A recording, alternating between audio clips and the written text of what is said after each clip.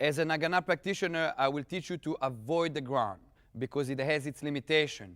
If you train to take somebody to the ground, you will limit yourself to fight one-on-one. In a street fight, limiting yourself one-on-one is not a good objective. In other words, it's not a good tactic. So as an objective, I'm going to try to avoid the ground. However, sometimes in a fight, you're going to accidentally get to the ground. Maybe the environment made you slip and you fell down before he even took you to the ground. Or maybe the other side is a ground fighter, or his objective is to take you to the ground and you ended up on the ground either you like it or not. If you don't train the ground and you don't do your intelligence gathering, so to speak, of the ground, you're going to be taken out of your element. Therefore, anything, any skill you have upstairs now is irrelevant and you lost the engagement.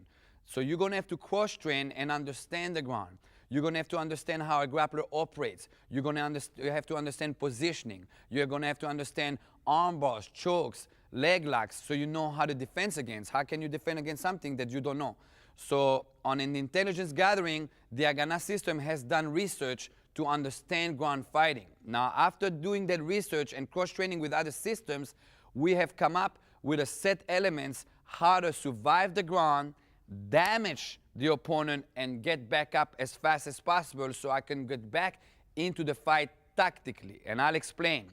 As an Agana student, my objective will be, if I ended up to the ground, to damage my opponent. I am not looking to submit him. I am not looking to get a position for a point. I'm looking to create damage and get back up safe. Therefore, we're going to go with that objective if the fight hits the ground. Now, on the ground fighting level, we had to go outside of the Israeli systems because Krav Maga, Hissardut, Kapap, Lotar does not address that objective because the objectives in Israel are more military-oriented. So what we have did is we have done research outside the Israeli martial arts. And I have to emphasize that because I have to give credit where credit is due, and also because you need to learn your opponent to know how to defend.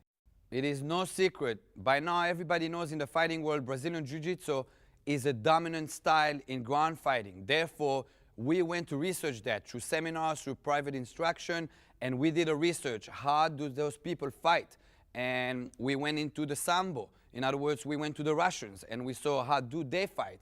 And we did a lot of intensive research. Now, I'm going to explain this. The tapes are not designed to how to be the grappler. And I'll explain this element is important and you understand. A lot of people have tried to come up with systems. Okay, how do you be the grappler? I'm going to gouge his eyes. I'm going to tear his ear out. I'm going to break his nose. And then this. All these techniques are elements and tactics and weapons that you can learn in 5 minutes.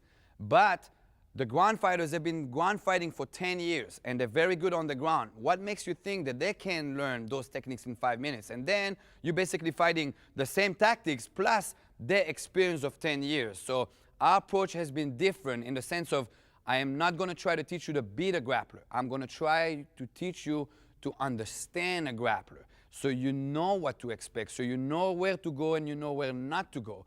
And then damage the opponent and get back up safely so you know not to get stuck there, because that grappler has the advantage there because he took you there. If somebody takes you down to the ground, that means that's where he wants to be. We have a set. You never fight the zone where he wants to be upstairs. In other words, if I'm fighting a boxer, the last thing I want to do is try to outbox him. He's been boxing for so much amount of time. He's obviously better than me. Just like the Israelis are better at shooting and using their knives, the people that are grapplers are comfortable with the ground. Your job is to create damage, get back up, and pull him out of his territory. So that is the approach we have approached within the Agana system. You have to learn what the grapplers do, understand what they do, how can you counter there or neutralize what they do, create damage, and get back up upstairs so you can, again, fight 2 people or simply get out of his own territory. Also, you have to understand that sport grappling is different than ground survival. In Agana, we call it ground survival. I don't call it submission fighting.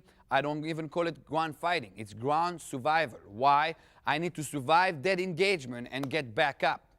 If you are doing grappling or submission, usually you will do it in an environment that's comfortable for it. In other words, you're going to be on mats. And on mats, and most of the grappling world trains in gis, or maybe they're training in wrestling shoes, and everything is designed to work safe in that training environment. The first thing you're going to do when you're going to hit the asphalt in the street, you're going to realize this is not as forgiving as a mat. You on the asphalt, we live in Florida. When you hit the asphalt, it's 100 degrees, you're going to get burned by it. You hit the asphalt and there's little rocks and it starts shoving your head, or your tactic was to putting into the guard and you start maneuvering yourself, it's going to grind into your shoulders and it's going to affect you because it's going to start shock circuiting your system into what you're going to do next because it's uncomfortable. So territory and environment is a big issue when it comes to if your objective is to take you to the ground. So if anything, you want to avoid the ground. If you got there, you definitely need to be familiar with the basics so you know what to avoid. With that in mind, let's get to work. In many situations on the ground, you're going to have to understand the difference between sport grappling and street grappling. In no holds bar, you'll see the guys a lot of times driving knees right on the ground. The problem with that on the street is if you hit the concrete with your knee in the process, you're going to end up scraping your whole knee. So that's a weapon you want to avoid. Any weapon that's close to the ground, you want to avoid on the street. Don't get greedy and want to shove his knee here, and on the way, you're going to short circuit yourself by raking your knee on the concrete, and therefore, you never got to knee him in the face to begin with. Every weapon you use on the street has to come from up above. Don't come scraping it from the side, from the ground. Throughout the ground survival tapes, you're going to see my training partners tap out. Now, in sport grappling or in submission grappling, tap him out means that basically you stop. In the street, anytime the person taps out, don't let go because you programmed in sport submission to let go. In the street, when he taps out, he basically telling you, you're doing great, keep going, and rip the whole thing out.